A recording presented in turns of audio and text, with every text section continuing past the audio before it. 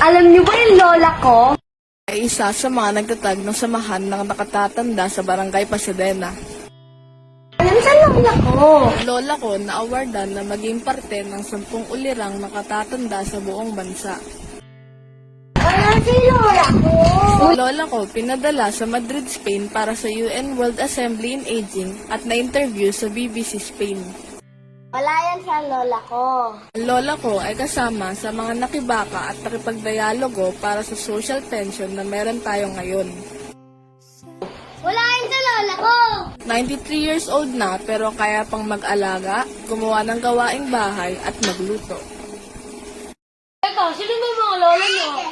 Si Mama! Tatatanga,